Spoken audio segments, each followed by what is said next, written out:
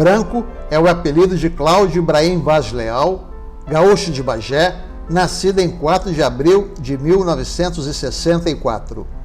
Com 21 anos, já era tricampeão carioca de 83 a 85, além de campeão brasileiro de 1984. Pelo Fluminense, disputou 157 partidas e marcou 12 gols. Disputou as Copas do Mundo de 86, de 90 e foi campeão em 1994 nos Estados Unidos. Pela seleção brasileira, disputou 72 jogos e marcou 9 gols. Saiu do Fluminense em 1986 para o Brescia da Itália. Virou um cigano do futebol.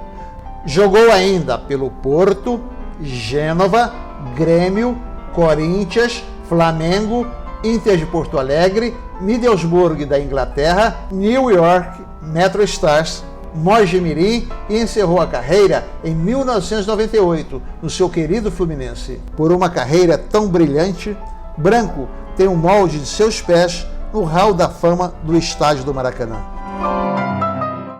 Cláudio Ibrahim Vaz Leal, gaúcho de Bagé, nascido no ano de 64. Como é que você começou a jogar futebol? Primeiro é um prazer falar contigo, né? Muitos anos que a gente se conhece. E eu comecei nas ruas de Bagé, aquele frio danado no inverno, que lá não é fácil, né? Numa rua chamada Valdemar Machado.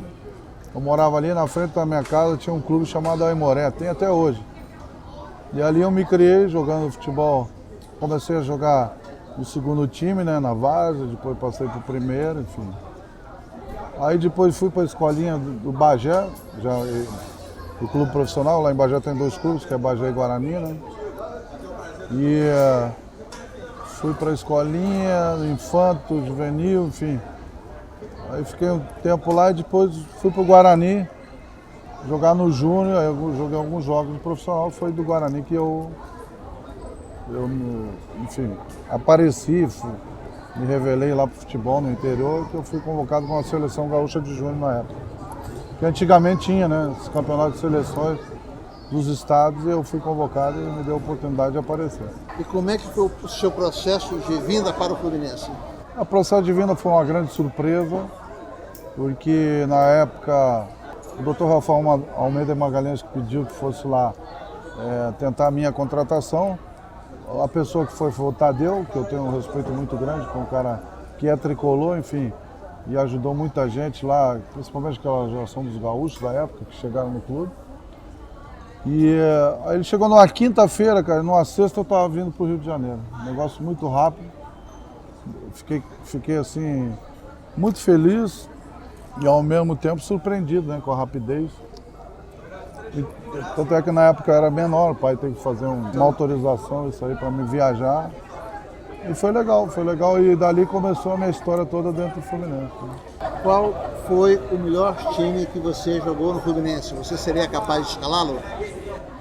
O melhor time, pessoas falam que a máquina foi a de 75, né? Eu acho que a máquina foi a nossa, que ganhou tudo, né? O número de títulos carioca, enfim, muitos torneios, campeonato brasileiro, que foi Aldo, né? Paulo Vitor, Aldo, Duílio, Ricardo, eu, Jandir, Delei, Romerito, Washington, Assis e Tato, Leomir, Renê, Paulinho, que foi um grandíssimo ponto esquerdo, a gente também com o Tato a gente fazer aquele lado esquerdo ali, Renato, Vica, posteriormente chegou. Muita gente, cara. Tanto é que aquele time, o técnico não saía por derrota, ele saía porque ganhava. Qual foi o melhor técnico que você teve no Fluminense? Primeiro quero agradecer a um cara que foi o cara que confiou, me ajudou e no meu potencial 2 pessoas. Chama-se Cláudio Garcia e um supervisor chamado Roberto Seabra, que foi os caras que eu não esqueço, eu tenho que falar, eu gosto. Mas como performance, como trabalho, como título, foi o Parreira, foi o cara marcante grandes conquistas que a gente teve no Campeonato Brasileiro de 84, que foi o maior jogo que eu joguei na minha vida dentro do Fluminense. Ele estava como técnico, foi Corinthians e Fluminense no Morumbi, que a gente ganhou de 2-0, encaminhou o nosso título, né? E posteriormente a gente foi para a final e ganhou do Vasco. Hoje Assis e Tato. Assis e Tato, Morumbi. O Corinthians vinha numa vitória significativa contra o Flamengo, e aquele Morumbi lotado, não deixaram a gente dormir à noite no hotel no Morumbi. O hotel, acho que era um novo hotel.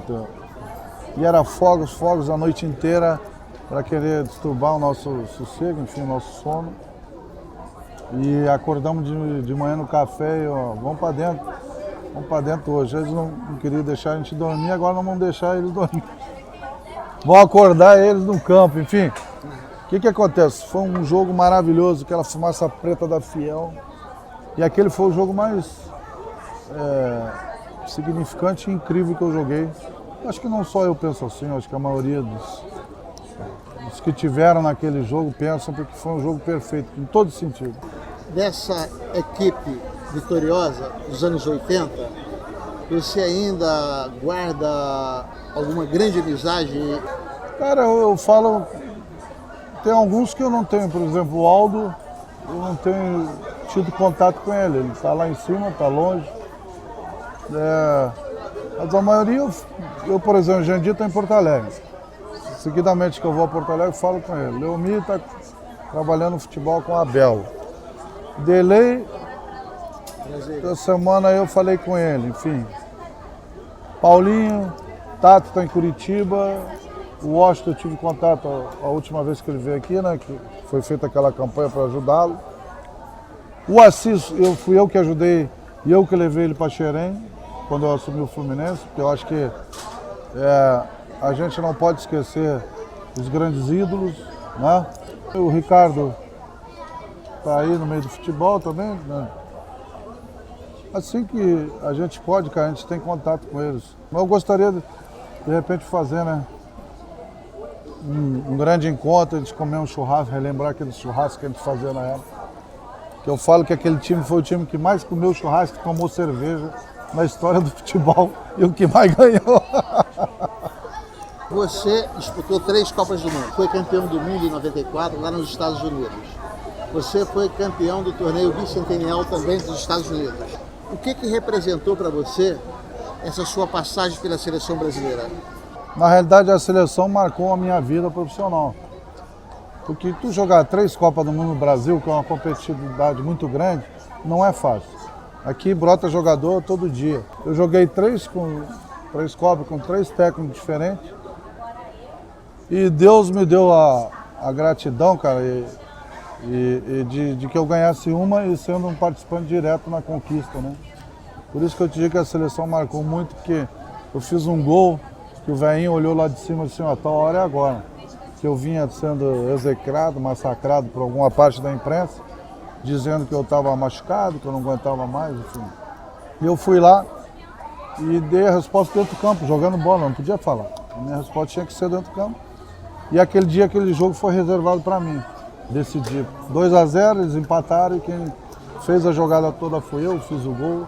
Isso é que marcou muito a minha vida no futebol e na seleção. Aquele jogo contra a Holanda, você está se referindo, foi o maior jogo e aquele gol foi o gol mais importante da sua vida?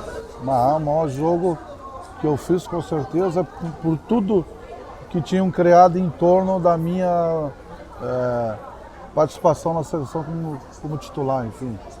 E foi o maior jogo e não te digo que tenha sido o maior jogo, talvez tenha sido o mais importante. Que eu fiz grandes jogos, 86, 90, enfim. Mas o gol mais importante da minha vida foi aquele. E foi um gol que me marcou. Onde eu vou no Brasil, fora do Brasil, todo mundo lembra daquele gol e ficou, graças a Deus, tô na história do futebol brasileiro pelo lado positivo, né? A falta foi cavada, não, mano? Fiz a jogada toda, dei uma mãozada no Overmars. E quando eu fui para a diagonal, nós estávamos num momento do jogo que a gente só poderia fazer gol de bola parada. Ou de escanteio, ou pênalti ou uma falta. Que a Holanda tinha tomado conta do jogo, cara. Se você vê o vídeo, as pessoas às vezes não lembram muito. Eles tomaram conta do jogo depois que empataram o jogo e cresceram. Era um timão rolando. E eu tive a sorte e a malandragem, né, de ir para a diagonal ali. A sorte que o juiz não marcou a falta. Que eu dei uma mãozada no rosto do Overmar. E a malandragem que quando veio o Young, que foi, eu meti meu pé de apoio e me joguei. E o juiz caiu e marcou a falta e eu fiz aquele gol belíssimo. É verdade que você tem uma perna maior, mais curta, uma maior do que a outra? Tenho. Eu sou que nem o Roberto Dinamite, a mesma coisa também.